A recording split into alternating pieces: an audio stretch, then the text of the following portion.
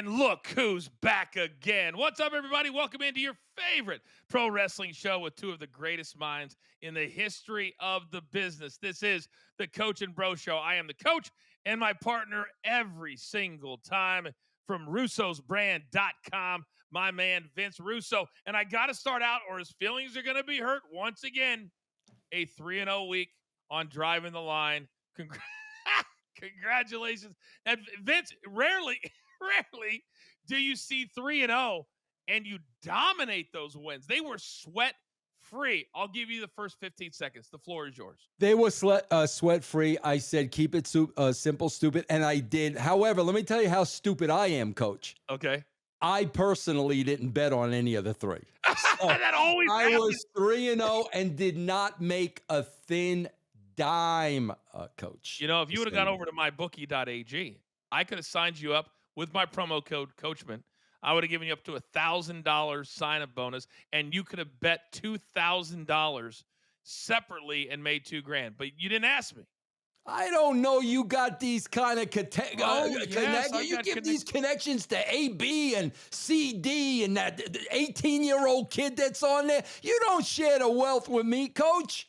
By the way, speaking of young Peyton, we're starting a new segment on Tuesday. Guess what we're calling it? What's that? Have you been on with Soupy yet? You know Soupy, big beard Soupy? I don't know if you've been on with him yet. I think I have. Well, I always say he has the best beard in the game. So he's got this big beard, right? And he actually works for Prize Picks. That's one of his main gigs. So Peyton calls himself a Prize Picks expert.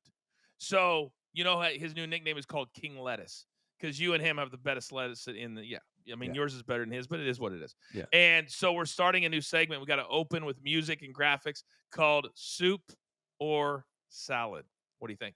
I love it. I love it. Even though, I mean, at 3-0, I get no graphics. But anyway, Coach, I got to ask you this question, bro. We got to go off script a little bit. I love when we do that. I know you love for the Chiefs. I know you love for the Chiefs. Big. But I always see either the MLB logo or the NBA logo. I don't know what's on the other side of those hats, bro. Talk to me. Oh, Lakers. Okay, Lakers. Got it. Lake Show. What I do is I go to Champs. They always have big specials and discounts. So you can go there and you get like 2 for 1 or whatever. So I'll just grab any black hat. But who is your baseball team and who is your basketball? I'm born and raised in Kansas. You know that. Well, across the board. Across the board. Across the board. Oh, good for you. Good for you, Coach. I'm not like Tony Chimmel where you have the Flyers, then the Commanders, and then the Knicks. No. Very nice. Yeah, so no, I'm not a bandwagon fan. I lived through the dog days of the Chiefs and the Royals. So. Yeah, the Royals. I mean, were you Royals Yankees? Was that before your time? Chambliss? Oh my God, I was like 3 years old. I remember those vividly, man. Now in 15 and 16, when the Royals went 2 years in a row and then they won one, ESPN was nice enough to allow me to cover it. So I got to go. It's one of the great moments of my career, Vince, because when I was in Kansas City, because you know I was there when Owen Hart fell from the Raptors. And so our main guy was Lenny Dawson. You know, he's the Super Bowl MVP, Super Bowl 4. So he was our main guy. I'm the weekend guy at 22 years old. That's awesome. Imagine what that was like. That is treating awesome. me like a grandson. So I go back in 16 and I called him up, and now he is over 80. And this is the funny part is my news director in 1999 said, Coach, you're an idiot. You're going to take over for Lenny when he's done. You're going to be our guy. You're going to be one of those local legends. That was 1999. So fast forward to 2016. Lenny is still on the air in Kansas City. I would have been a weekend anchor forever. Very nice. Very nice. He was great. He did, a live shot on Sports Center. He's passed away now, but what a good guy, man. Yeah. What a good guy. They had, again, it was probably a little bit before your time, but man, I remember loving the Chiefs in the 70s, their defense. Oh my God. Bro, they had an unbelievable defense in the early 70s. I remember it, man. Hank Stram. Yeah. Hank Stram was the coach back then. Yeah. All those NFL films, that grainy video. Love it, Coach. Oh, love it, man. The best. We had grainy video of wrestling back in the day, too. That's a professional segue right there. I think they call it. Yes. And I still stumbled all over it. But Vince, I love doing the show with you. And I look do forward too. to it every I hope week. we work together and do the show for a long, long time, Coach. I really mean that. Me too. Me too. And we did just switch over, at least for the time being, to our YouTube page. And thank you to all of you who downloaded it, listened. We have our audio at Believe now. A Yep. bunch of you guys downloaded that. So thank you very much for helping us grow every single time. We're going to be here for a long time. We're going to be here for a long time. And we'll do a little bit of sports. We'll give Vince his flowers so he doesn't get his feelings hurt. And then we'll get into the meat of the show. That's what we're going to do. So obviously, Vince, we're coming off Survivor Series Saturday night. And there was some good, there was some bad. I want to start with the good because I want people who quote us, all the dirt sheets out there Mhm, that quote us all the mhm. time, that said we started with something good. And I thought the main event, and I thought the way they laid it out, I thought the little details with CM Punk and Roman Reigns in the cage together, I thought that was well done. And we'll get to it, but coming off the War Games for the women, I was like, this is how you do it. That's how you don't do it. What did you make of that men's main event? I agree with you 1000%, coach. Great storytelling, great drama. I'll tell you a couple things that I don't like, but it had nothing to do with the match. Okay. There are two things, coach, I don't like. I don't like the match doesn't officially start till all 10 guys are in the ring. Thank you. Because, Thank coach, you. then what's the point What's of the the point? advantage? I know. I know. Who cares? The whole idea of the advantage is during that time, those two guys can beat that one guy, or those three guys. It drives me nuts. We got to wait till the official start. And here's the second thing, coach, I don't like about the format. Bro, you need to put a lid on that thing. You need to put a top on that cage, man. It's War Games. You're captured. It's a war. You're stuck inside. So those are the two elements of the match I don't like. But this particular match, phenomenal. Phenomenal. Great storytelling. Great payoff. You know, coach, I got to tell you, I'm going to tell you something from a writing perspective. Love it. You know, I was reading a lot of people were disappointed there wasn't this big surprise at the end. Yes. But coach, I'm telling you, man, as a writer, when you have a feud like this that's been going on for this long, when the babies go over, coach, you got to give them that moment. You got to give Roman Reigns that moment. You can't let, Rock come out or somebody come out and upstage them. At that point in time, because the story has been going on for so long, you got to give them that moment. That's why I had no problem with no surprises at the end or anything. Give them the moment, coach. All right, so let me say this. Let's start there and I'll work backwards off of everything you just said. If you're going to do that, they literally dragged out after the 1, 2, 3. It was at least 4 to 6 minutes before they went off the air. And all you felt as Cole was laying out what just happened was somebody's coming, somebody's coming. And they did the whole deal. They come out and but Vince, to me, if you're not going to have anybody come, why don't you 1, 2, 3, do the acknowledge me, I'm off the air. Did you have because to me the crowd was even trying to that anticipation thing. Yeah. Am I wrong on that? No, you're 100% right, coach, but you also know sometime there is a time obligation. And That's I true. don't know if they went short. Something happened there at the end. I'm assuming they went short and they were stretching for time because I agree with you, man. I thought somebody was coming out, but I wasn't, waiting because I was like, man, give these guys their moment. They just busted their butts, man. It's kind of the end of a story, but I agree with you, man. They made everybody believe there was going to be that surprise at the end. Agreed. And you saying that it's the end of a story also surprised me just a little bit because we were on the air just like you were. We came on for the main event and then the post game show, so to speak.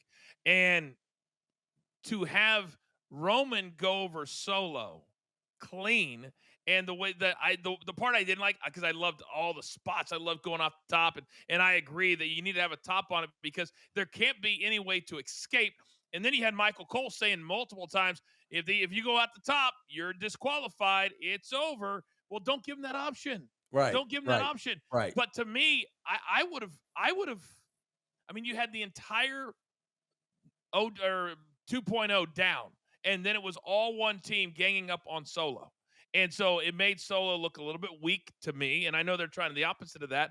but also you're allowing Roman to go over clean. And I know when you get in these meetings, and you've been in a lot of them, there's egos involved. And I'm not saying Roman did this, but if they told Roman, we're going to do X, Y, and Z, he didn't like it and he wanted to go this way, they probably would give in. And it felt like to me they gave in, because now that story is truly over. And there's nothing that Solo can say, because people are going to say, you got beat 1, 2, 3. You got beat 1, 2, 3. So if you're going to continue it on, I didn't like that part of it, but maybe they're not going to now. Maybe they're not. Unfortunately, Coach, and I'm telling you this from a writing aspect. Unfortunately, it is not over. They're gonna Where do we go? They're gonna continue to drag this thing on into NWO territory when nobody cared about it. The WWE really, they're very bad judges of when enough is enough. And I'll tell you why. I'll tell you why, Coach. Because they stretch everything out. We got a 3-hour show that we got to fill. They're going to have 6 hours now. So everything goes longer than it should go. And in my opinion, man, you are really hurting the product when you just let stories linger on for way too long. What do you always tell me? That if you're trying to pay too many, what do you always say? You're trying to pay too many. Yeah, what is the word that I always say? Yeah. I mean, but you know what you always say when there's too many people to serve. Masters. You're trying to pay too many masters. Yes. Right. And so now we've got the USA, we've got the Netflix, we've got international, we've all that, and they have painted themselves into this corner, because now don't you? And I thought about this the other day. I was like, they're bragging about all the money they're making and all this Netflix $5 billion. Don't you think that they could have got probably the same amount of money if they said, you know what? We're going to do 42 weeks this year instead of 52. Why does it have to be 52? Why are you not allowed to take a week off? Because this is the way that Vince always wanted it. This is the way that it always was from the mid-90s to now. Why? Because then you would give these writers a chance. And I mean a chance to get ahead of the game, to lay out these stories, so then you can figure out what the hell you want to do. But I agree with you 100%. They just try to get to the finish line every single week, and then they got to start over. It's like Groundhog's Day. There's no way for you to enjoy it, or to me to write really great drama with what I need with these guys, and they're fighting a losing battle. And not only that, Coach, I mean, you and I both know what do you always hear? And it's so true. Less is more. Yep. More is too much. And that's why, they lose the edge with a lot of these stories by just letting them go on too long. There's no question, but it's on them. And that's why sometimes you have those nights where, man, this is amazing and it feels really good. Then you have other nights you're like, yeah, this is kind of blah. Right. And that's how like the go home shows were to me, because we knew they were already taped. They were trying to put things out of order. And hopefully they learned from that, Vince, because when you have SmackDown taped before the go home Raw, and now you've got to make sure that everything matches up, and then you're writing stuff for Raw as if SmackDown hasn't happened yet, it was very confusing. And I think it's probably confusing for the talent too. Wouldn't you think? Yeah, and come on, Coach. I mean, the go home shows need to be must-see TV. Neither of those two shows were. You missed nothing if you missed Raw and SmackDown last week. Absolutely nothing. And that's a problem. That's a problem. Now, segue into topic number 2. Because speaking of missing nothing, if you would have tuned in 48 minutes into Survivor Series, you would have missed nothing of that show as well. The way they started that show off could not have been any worse, could not have been any slower, could not have been any more lackluster. And that's with Nia Jax and Bayley starting this thing off. When you know, Vince, that nothing can happen, there can be no pinfalls, no submissions until everybody's in. I looked. It was 45 minutes before all 10 were in the rings. And one of those first 2 is going to be Nia Jax, who was blown to the gills after about 2 or 3 minutes. That was embarrassing. Coach, you and I know, man, because we were around it for a long time. You at the WWE much longer than me. Man, when you see something that stands out as just doesn't make sense, there's always something behind it. And coach, I saw your tweet live when you said, "Why in God's name of the 5 girls to choose from, why are you putting Nia Jax out there first? Because you know she's going to get gassed and she's going to get blown up," which she did. What, you're going to sit there and tell me, coach, they didn't know that? Triple H didn't know that? Whoever else was involved, they knew that. There's a reason. Now, you got to ask the question, coach, are they going to hold that against her? Nia, man, it really wasn't your best. And, the feedback on the internet and, maybe we need to slow down. Coach, here's the number one thing. Again, just putting my writer's hat on. Here's the number one rule of thumb, coach. You got to protect your talent. Always. You always, coach. Always. That's number one. Even when they lose, when they do a job, you've got to protect your talent. You are clearly not protecting her by putting her out there first. I've never thought she was very good. She's been always protected by being in the family with The Rock and everything. And for a long time, you cannot publicly criticize on the female side because now you're shaming, or now these women want to be looked at as the same as men. They want to make the same amount of money. They want to be criticized. Oh no, they don't want to be criticized. They want it both ways. They want out of both sides of their mouth. We just want to come out. You can't say anything about us, but we want to be treated the same. So to me, this was the first night that I looked on Twitter and I was like, these women are getting treated the same as the men. When the men are shitty, the internet crushes them. And she got crushed. And I don't want anybody to have to read that. But to me, if you're going to be at the highest level and you're going to be there for well over a decade and you're going to be the champion, you've got to be better than that. You've got to go out there and say, listen, I've got to get myself in better shape. I'm going to be the champion. I'm going to be the person that they put all the money behind. That's what Liv Morgan's done all of 2024. She's the MVP of this year. She had the ball, they handed it to her, and they said, what can you do with Rhea Ripley out? And all she did was lead in merchandise sales, have incredible matches, have incredible storylines with Dom. And on the other show, SmackDown, what did Nia Jax do? Nothing. Because that's what she's always done. She criticizes people. She was very critical of me when I came back in 2018 because she was best friends with Renee. And when they put Renee in my spot and put me back on I was fine with it. Travel less, make the same amount of money. But she was very vocal. My feelings about her aren't about that. But I'm like, if you want to be as vocal, then you got to face the Piper now. And Vince, there is no universe that she should be the champion, that she should be the face on SmackDown. She's not a good actress at all. So all of her skits backstage are terrible. And then why can't they do to her like they did with Roman Reigns, where she's the last one to come in? Everybody's laid out, and then she comes in and does what she does best, and that is just bowl people over. That's what I would have done. There's a reason for that, Coach. You and I know we know how it works. So, but listen, Coach, I can't sit here and let you soil the good name of Nia Jax. Let's talk about the positives.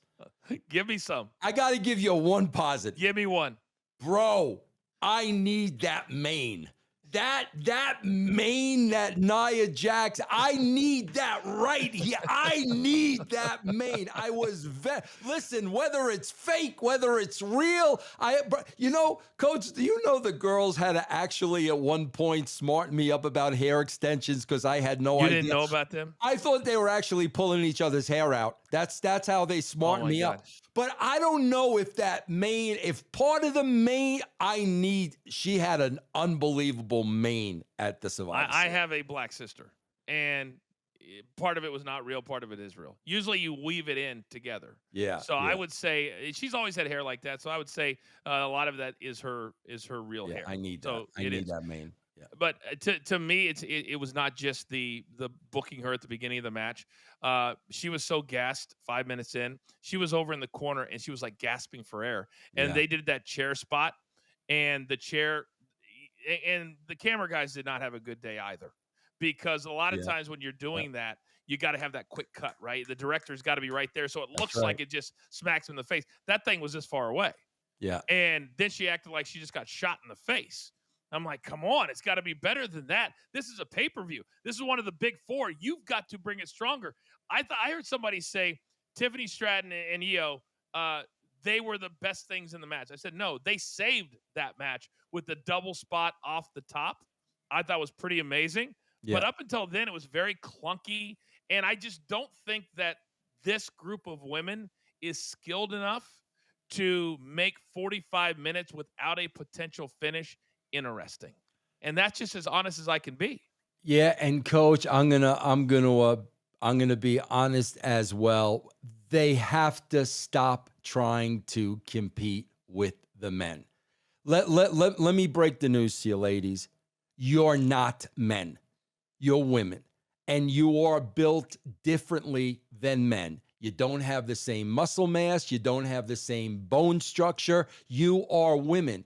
And I think that's, I think there are two problems, coach. I'll tell you what they are. Number one, I think they're trying to compete with the men. You're women. You can't compete with the men. Like I said, bone mass and muscle mass alone, you're just built differently. That's number one. That's true. And number two, coach, because they got in their head, we got to compete with the men. We got to compete with the men. We got to compete in the men. What they're doing is putting an enormous amount of pressure on themselves. I agree. And coach, you know you're an athlete. Your son's a golfer. You know how much pressure is involved in the first place. The last thing you need to do is pile on. And I feel, bro, in their minds, when they go into that cage, we got to outdo the men. We got to do what the men do. So right off the bat, you are putting so much pressure on yourself that you're not going to be able to perform. And that's my opinion, coach. I think you're spot on with both. I think not very many people would say that. And I'm kind of at a point with social media and these type of shows that the reason we do this show is to be honest. And I'm so tired of people tiptoeing around certain subjects that we can't talk about them. It's all in one show, so we need to talk about them honestly and not unfairly criticize, but fairly criticize. And I almost felt bad for Bayley, to be honest. Bayley's been stuck in this storyline with Nia Jax. She got forgotten about at WrestleMania, and now she's been on that show. And, you know, Bayley has been on record certain times about, and I know it's for the storyline, Vince, about how dangerous Nia Jax has been in the past. Yeah. And so if all those things are the case, then I just would have done it completely a 180. And my last thing about this match, and then we'll move on, that was glaring to me is two things. A, I'm right about Bianca Belair and Jade Cargill. How happy did Bianca look in there to not have Jade by her side? And then also they're desperate to have Becky Lynch and Charlotte Flair back in the fold. Yeah. Because they need star power. That had no star power in it other than maybe one or two. Coach, I want to say one other thing. When I sit here and I say women are built differently from men, they don't have the same muscle mass. They don't have the same bone density. That is a fact. Look, go read Grey's Anatomy. Go read Grey's Anatomy, for Christ's sakes. But on the other side, Coach, see, this is where I always have to clarify things. Coach, you don't know this about me. Coach, my entire life, bro, I'm the biggest hypochondriac on the planet. Really? Yes. Coach, my wife has given birth 3 times. I was there 3 times. Coach, I am telling you, if I would have ever had to go through 9 months of carrying another human being inside of me, Coach, they would have had to put me in a straitjacket and put me in a padded room. I say that all the time. I remember when my wife was pregnant and getting bigger and bigger, and the anticipation of Bro, that thing's coming soon. I don't know how freaking women deal with that. Like, there is no way in the world. So I want to make it clear. Like, when I'm saying that about the women, it's not a jab. It's not a shot. It is factual. Just like a woman giving birth, I don't think men could ever do that. Vince, it's just a different way. All you're clarifying or trying to make people understand is it's a different way to go about the business. You don't have, well, I guess at the Olympics you did. You don't have women playing the men's basketball game because they can jump higher and dunk and all that kind of stuff. And the women have gotten there, but it's two completely different ways. And WWE has recognized that for years. Fit Finlay became legendary because he was the one that worked with the women.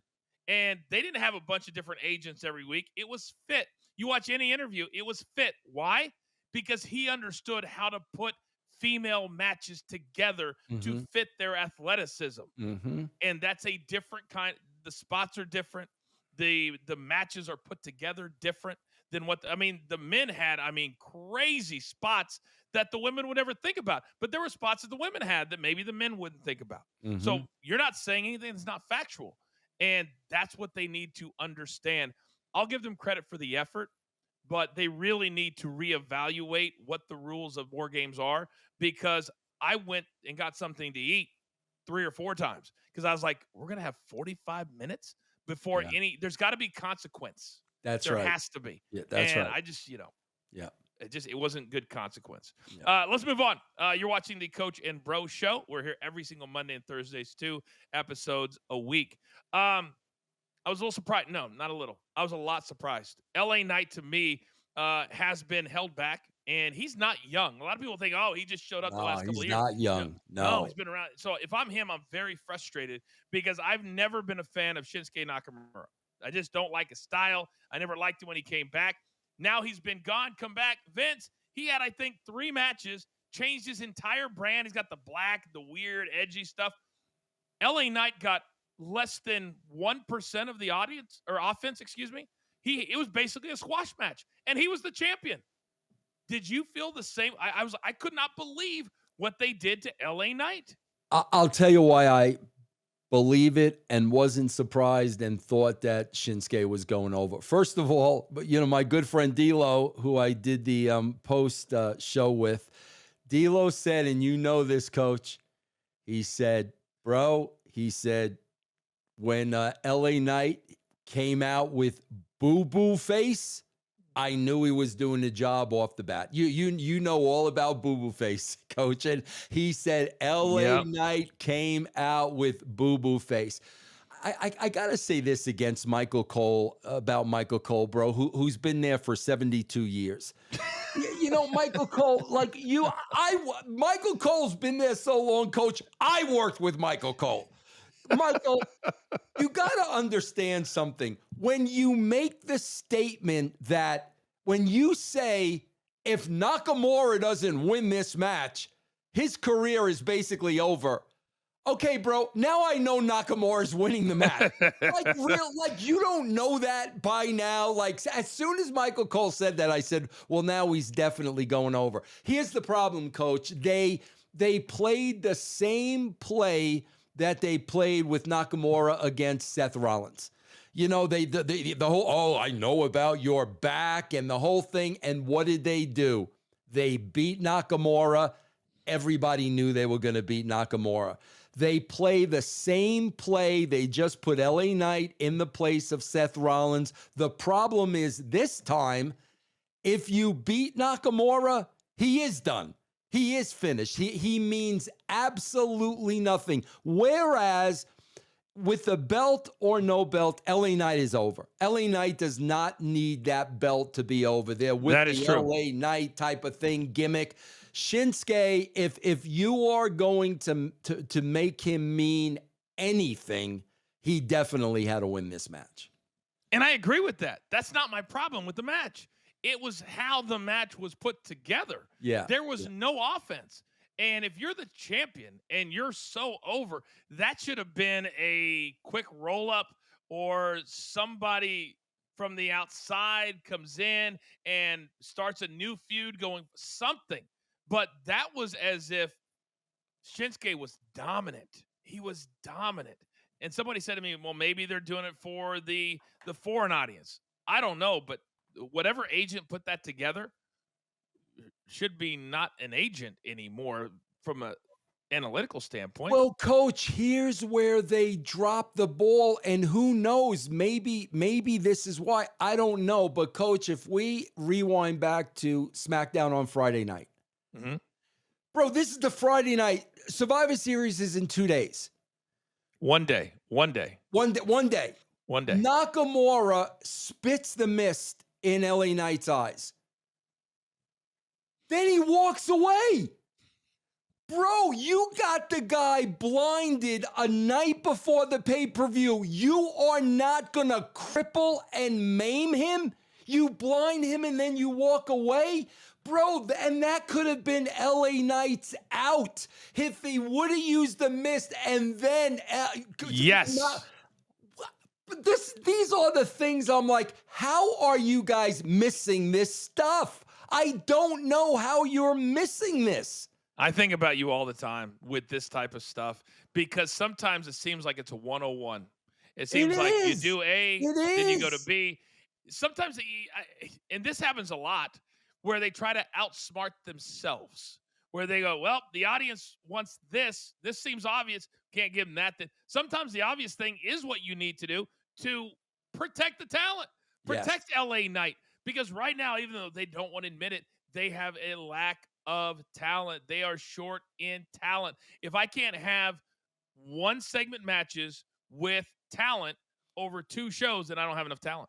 Well, but coach, let's go one step further. Please. So they don't protect LA Knight at all when they could have protected him by doing exactly what I said on SmackDown. Whether Nakamura takes a chair to him, puts the old chair in the leg gimmick, whatever. He blinds the guy, then he walks away. So now let's fast forward to Survivor Series. What do? They overprotect Damian Priest. Completely. There was no need for Finn Balor in that match. These 2 guys, bro, told an unbelievable story. And coach, we talk about this all the time. Bro, unless you're in the business, you don't know what the frick you're talking about. People don't understand, coach. Do you know what it takes to sell an injury throughout the entire match? Maybe the hardest thing to do. You gotta be about it. Oh, and you know who's the worst at that? Freaking Seth Rollins is such an amateur at that. Yeah. You gotta be so focused and so locked in. First of all, Damian Priest hurts the shoulder on a tackle block, which was like, oh my God. Then you got the nuance of the look on Gunther's face where he sees it. Then Gunther goes to work on it. Goes after it. Priest never stopped selling it. And he, Gunther's going for it. Bro, the finish of that match is Damian Priest can't take the pain anymore, and he's out. He doesn't tap out. He goes unconscious. But what do? They run in 130-pound Finn Balor for a coup de grace. For what? So in one case, they don't protect LA Knight at all. And the match right after that, they overprotect Damian Priest. Okay. How has Finn Balor, by the way, not shredded his ankle or tore his knee up? That's the dumbest move I've ever. The coup de grace is, I wouldn't take it. If I was a talent, you're not going to jump down right on my stomach. That's not going to happen. But Damian Priest, I mean, I'm spot on with you. The selling to me, and you're facing the world champion, and I think that's kind of what you're alluding to. Is why do you need to bring a run-in to beat a guy down when he's facing the world champion? If Gunther is so good, he should be able to beat Damian Priest one-on-one. And now are you going to have Finn Balor in a rivalry with Gunther? Because they're trying to sell that Gunther was unhappy that Finn came in to help him. Yeah, and again, bro, like we're gonna go there, and you actually want me to believe Finn Balor's going to beat Gunther? Like, you know what I mean? Like, So come on. unbelievable. Like, are we going to, like, we're really, but what does that do, coach? It eats another month of time. Gunther will beat R.D. McDonough. Then maybe he'll beat Carlito. You know, then we get to Finn Balor. I mean, bro, stop being so lame, man. It does feel like it's not as poppin' as it needs to be heading, because that January 6th date is like a blinking red light right now. Right. And right now, they've got to be red hot right after the first of the year. That show's got to be red hot. And my guess is, and I hope that I'm wrong, is that they're just going to roll out all these stars for January 6th without using the stars for storylines. Absolutely.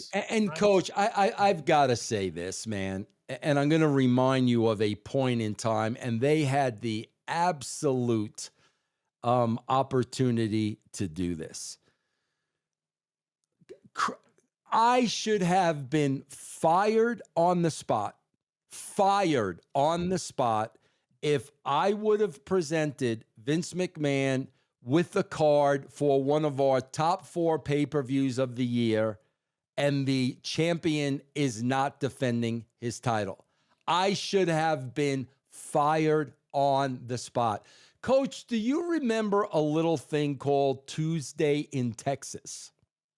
Wow. I haven't heard that, and please enlighten me once again.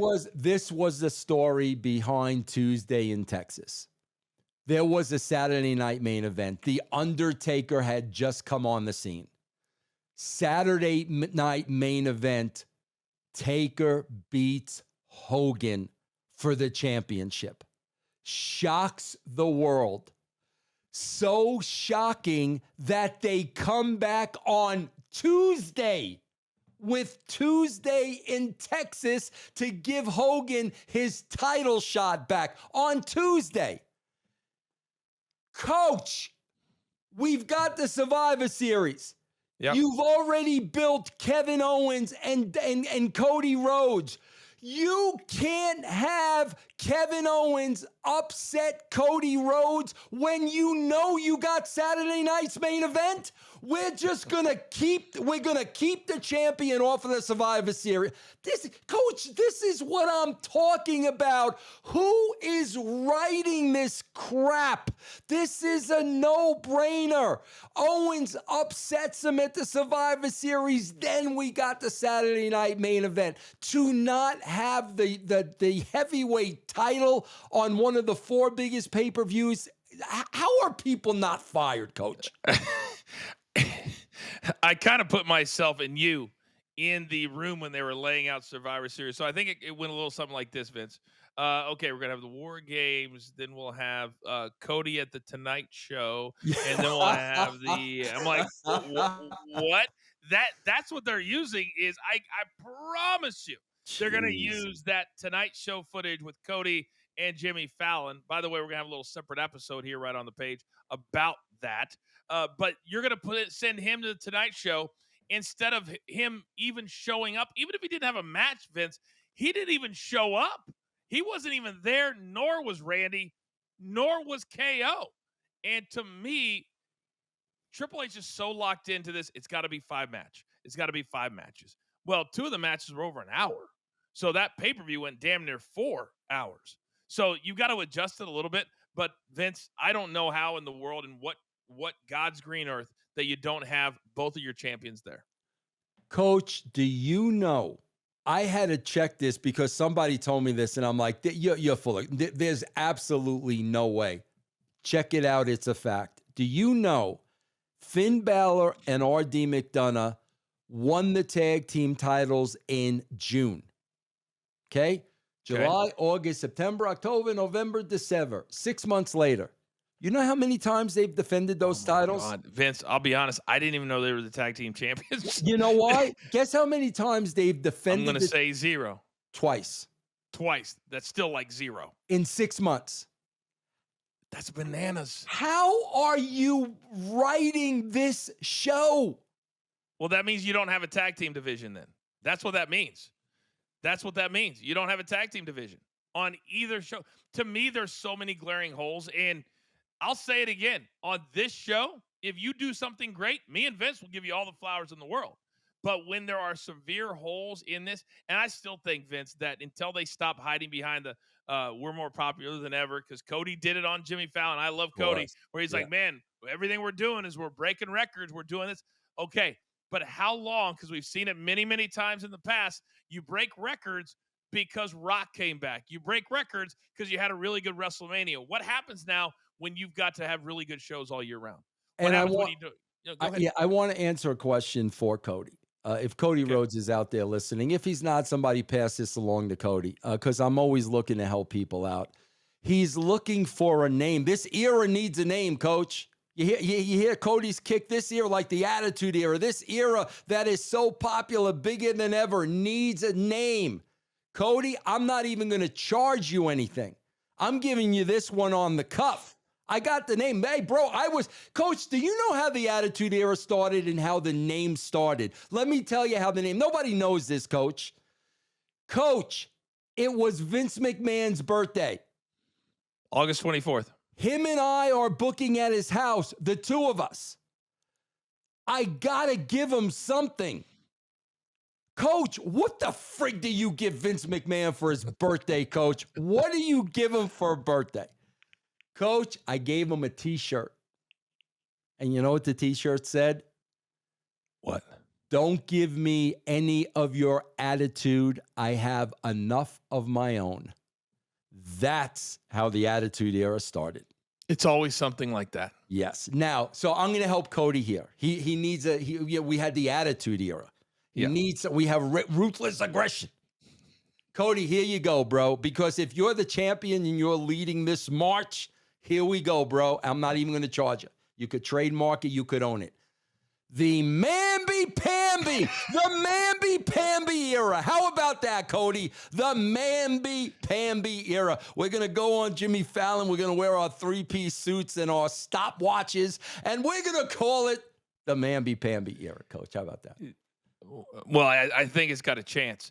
However, did you hear what he said his nickname is backstage? Did you hear about this? I did not. I missed that part. So he tells Jimmy Fallon that his nickname is the quarterback because Triple H and The Rock, he says Triple H and The Rock have made things so good that they call the plays and he just executes them. He gave The Rock credit for being one of the executives and the minds backstage putting these shows together. He said Triple H and The Rock, and I'm just the quarterback. Yeah, he knows whose butts to kiss, Coach. I mean, it's as clear as day. That he does. And I'm like, he's the one guy, in all seriousness, that I find it impossible not to root for him. I really think at his core, he's a good dude. I only worked with him a very short period of time in 07, 08. But I don't root against him. I can't say that about everybody, but he is, I feel like everything he does, he wants to do good. And I don't know if you saw the Roman Reigns interview, because I couldn't tell if it was a shoot or a work. And he basically was asked about Cody, and he goes, hell no. He goes, I would never. He goes, if he wants to stand out there and be Cody babyface for 4 hours after the show, he can do that. I would never do that. And he's basically making fun of Cody for becoming legendary for how long he stays after shows to sign autographs and take pictures. Well, he purchased or leased a bus just for that reason. So that's why I root for him, Vince. He's invested in himself. I'm sure the company pays for part of it, but he even got his own car service in Europe for 10 days so he could stay after and sign autographs and take pictures. Coach, I got to tell you this, though. Please. Coach, there was a series on TNT or TBS when he was at AEW, and it was called Rhodes to the Top. I met the producer. Sorry, go ahead. It was about him and his wife, Brandy. Coach, I watched this. These were the most two unlikable people I ever saw on television. I gotta go Yes. back and watch it. And I never that watched 1 minute. and that I gotta tell you, coach, that gave me my feelings towards him. They were so unlikable that worse than any housewife show you've ever seen. And you know I love those. You know Unlikable. I love those. Oh, I Do you do think too. maybe because it was at the end and things were starting to get bad? Because that show ended when he left. It was still going when he decided to leave AEW. It was the lifestyle. Okay. And here was the biggest thing, and it was more her than him. Coach, she's pregnant at the time, Okay. and all she cares about is making her comeback in the ring.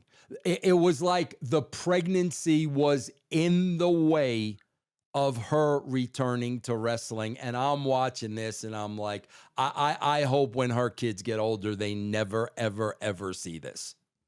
I do remember when she was so adamant about getting back, and there was a lot of chatter about who was running things because Cody was a senior vice president, and obviously I'm not in tune with that, but I do remember that she wanted to get back. She had a YouTube channel, and you know they were in a position in AEW where they could do whatever they wanted to, including the reality show.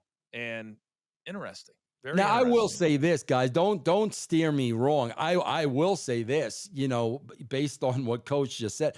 No question in my mind, he's probably the hardest worker at that company, putting in the most time. No question about that. Committing to the role, what it takes. That's not the issue I have.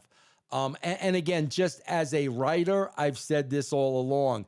The guy's a heel, bro. He's not a baby face wearing those expensive suits and using big words that people don't understand. He's a heel. And maybe he was doing all this for the last 2 years because he knew what the perception was of him Maybe off that reality show. That could be him. He's a smart guy. he's a smart But guy. they just did one of those, like what they used to do on Cribs, but it was only about 2.5 minutes. But they took a video tour of his bus with his wife, and that bus is nice. Yeah. That bus is nice inside. And she was complaining in the video about how she spends so much money on his suits. And then he'll go out there and have The Rock beat him up and rip the suits and all that kind of stuff. And that's always one of the things that when I was back there, when somebody would have something ripped up, or then are they going to pay for it? Is the company not going to pay for it? Yeah. And those suits are not inexpensive, but I think he's doing okay financially. I Yeah. think he'll be okay. Yeah. Reports are north of $10 million a year, that he's the second highest paid talent behind Roman Reigns. Also, I saw, and I don't believe dirt sheets for a second, so I make my own calls. Roman Reigns' deal is up in 25, and there's been rumors they're trying to get him to sign now, because if he gets to that end, who knows what Tony Khan might offer him. I mean, it could be $50 million Yeah, but a year. You know what though? Let's be honest, Coach. He needs to be a movie star. Reigns need You think that's can his next step? he has the ability to go on to I agree with that. much bigger and better things. Like, he's not going to AEW. Maybe he can have the John Cena deal. This guy can be a legit Hollywood star. I thought what we saw Saturday night kind of echoed that. Yeah. Everything he did mattered. It was taking his time. Yes. The whole arm. I agree. I think he'd be great in a lot of different roles. Yeah. We've seen that with not only The Rock, but I saw a spot with Dave Batista the other day with Chris Van Vliet, and he was talking about his relationship with Triple H. And this is why there's so many positives. There's a lot of negatives, but there's so many positives to Vince being gone. And Dave said the whole reason I left is because Vince would. Now, he didn't use Vince by name. He said the bosses, something like that. Yeah. And he said they would not allow me to pursue movies. And ultimately, I had to leave because I knew that I could do that. And Dave Batista has been proven to be right. Oh, he's been in some of the biggest movies ever. Oh, and he's great. He's Guardians absolutely of the phenomenal. Yeah. So if he had to leave for that, then to me, you've got to, especially with the fact that leukemia, he got this company through COVID, all the things that Roman Reigns has done. If anybody deserves to have that kind of a deal, it would be him. The last time I saw somebody be offered kind of a part-time deal was all the way back. Remember when China, she had gone through everything, and there was no other men for her to fight. And basically, Vince offered her, reportedly, she was making like 1.5 million a year, super high for a female way back then. They offered her like 750. And she said, if I'm going to work half the time, I want to go to Hollywood half the time. And that's why she didn't sign her deal. Then it was revealed with Stephanie and Triple H, and China would have made $2 million and not had to work, because there's no way Vince would have left her on the Yeah. road with those two. Yeah. So it's interesting how Hollywood comes into play. Yeah. It really, really is. And speaking of Tony Khan, last topic of the show, and the word petty with a capital P comes to mind. And Vince, I've been waiting the entire show to ask you this question, but up until recently, Tony Khan has built his business and his likability on the fact that he allows his talent to go out and wrestle for other organizations, make more money, all good. Ricky Starks the last couple of weeks on the same show as Kurt Angle at GCW. And now a video comes out of this guy named Effie. I don't know a lot of the talent there, maybe any of them. But Effie basically, in a nutshell, said that Tony Khan and AEW only exists because of Daddy's money. And he says, we cannot operate at a $40 million deficit like they do. It was shot after shot after shot. Well, now, Vince, no talent is allowed to wrestle for GCW moving forward. Do you find this a petty move by Tony Khan? Well, see, there's a little backstory to this, which may have been Tony Khan may have started the pettiness. Here's the backstory to it. GCW was booked in the Hammerstein Ballroom in Correct. New York. Okay. Tony Khan, after they were booked, Tony Khan books a AEW show a month before the GCW show. And that's what got Effie all upset. That's what Effie cut a promo on. And listen, man, I'm not a big defender of Tony Khan by any stretch of the imagination. However, Effie, that's been done since the beginning of time. That is competition that has been done since the territories. On top of that, GCW has an audience. They're going to go to the show regardless of if AEW is running a show the month before. It is not going to hurt your show. It is not going to hurt your gate. So that was the reason Effie made the comments, which I felt was kind of petty, bro. It's not going to hurt your show. Mm-hmm. But then Tony Khan kind of tops the pettiness by saying, you said that about me. You don't have $40 million. The only reason I'm doing this is for my dad. Therefore, my talent is no longer going to be able to be on your shows. And, that's the thing, Coach. It's at the end of the day, who is he hurting? You're hurting your own talent. Your own Tony. talent. Yes. This is an opportunity for them to make money. How many guys are sitting at home at AEW not being booked? This is their opportunity to get a show, make a little bit of money. So at the end of the day, this isn't hurting Effie. GCW, they haven't. Coach, they come out here in Denver and sell out. They've got a built-in audience. Yeah, I just saw them with Kurt Angle and Ricky Starks. It looked like a mall, and there were people everywhere in this thing. Absolutely. So, you're going to do business regardless, but now for Tony Khan to, take money out of the pockets of talent, that's petty, bro. I mean, that's just absolutely petty. If you're going to do anything, bro, come back with a calculated response. Coach, I always love when people say stuff about me. I always love to kind of take a minute, because when I respond, I'm not going to be hot. I'm not going to be mad. I'm going to make sure I say something that makes you look stupid. I'm going to make you look totally stupid. That's all Tony Khan had to do. That's all he had to do. He also, and this kind of fell under the radar just a little bit, but apparently Ricky Starks, who's been very, very vocal about not being used and very vocal about, no, I'm not hurt. They're just having me sit at home and they're paying me. And a lot of wrestlers might be happy with that, but not when you're in your prime. You're in your early 30s, I think, and he wants to be out there working. He believes that he could be making way more in his next deal. So he had apparently an option, and Tony Khan just picked up the option. So he's going to pay him for a full another year, but he hasn't used him on TV in forever.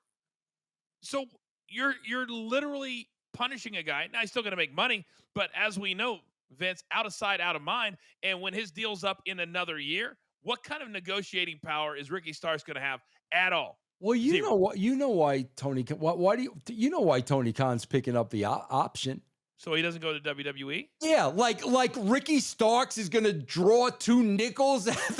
Like seriously, like Tony Khan's got to get over himself, coach. Like he really has to get over. If he's up in this guy, paying him money to sit at home, thinking, oh, bro, yeah, because the WWE will sign him and do what with him? What they do? They'll put him on speed. They'll put him on speed. Yeah, exactly. Exactly. On YouTube. I think he's also getting punished for showing up. He went to maybe it was SummerSlam, I think, to see Cody and Jade of all people. Yeah. And he's like, they're my friends. I'm going to show up to see people that I love. Oh, you love Jade Cargill now, do you? Interesting. Don't quote me on stuff anymore, ladies and gentlemen, because the one thing that hasn't been done, Vince, is I get quoted by the dirt sheets all the time. Oh, coach is an idiot. Coach has been gone for too long. Coach is this. You know what the one thing is they don't say about any of the stuff that I bring to the table? Coach was wrong. Oh, yeah. Oh, yeah. Absolutely. It's just the insults. Yeah. They don't even take the information. Maybe Bianca and Jade really don't like each other. Yeah. Nobody ever said I was wrong. And did the girls come out and say anything? It was front page news. My quotes. Neither girl said anything. Nothing. And I said last week that Bianca's the happiest person. Not that we want anybody hurt. But did you see how happy she was at Survivor Series? Because now she didn't have to break up with Jade. The injury bug broke her up with Jade. So now it's a win-win for her. But nobody said I was wrong. Yep. Nobody said coach, I was it's the equivalent of that's the equivalent with me for 30 years. I am the world's biggest liar, coach. I lie about everything, but yet one lie that I've said has never been cited. He's the biggest liar on the planet. Name one of his lies. It drives me insane when I hear that about you, or when you say it. We've been together for several months now, and I've never known you, A, to lie once, or B, not be honest in your assessment of whatever we are talking about, good and bad. You don't have any personal feelings in the game. You just have, this is how you make your living. It's how I make my living. Period. Coach, end of story. I always go back to the absolute ridiculousness of, I'm going to lie about something pertaining to wrestling? Like, really? I'm going to lie about something having to do with wrestling. Okay. Come on, man. Oh, that's hilarious. That's going to do it for today's show. We're trying something different this week. As you guys know, the Coach and Bro Show is now on the same page as BTT. We're going to have a separate little episode. We'll see how you guys like it. This week's topic is, have WWE and certain wrestlers forgotten how to be cool? What do we mean? You got to watch to find out. But for the here and the now, he is Vince Russo from russosbrand.com. Producer man behind the scenes. I am the coach. We will see you Thursday. Vince, by the way, who are you picking for tonight? Broncos or Browns? Broncos giving 6. Broncos are on a roll, man. I'm going with Broncos, man. Knicks, baby. Knicks. I'm going with Broncos, man. It's in your backyard, baby. It's only a few miles from where he's sitting right now tonight. Mile High. For now, that'll do it. We love doing this show. We love that you tune in for it. It's the one and only, the Coach and Bro Show.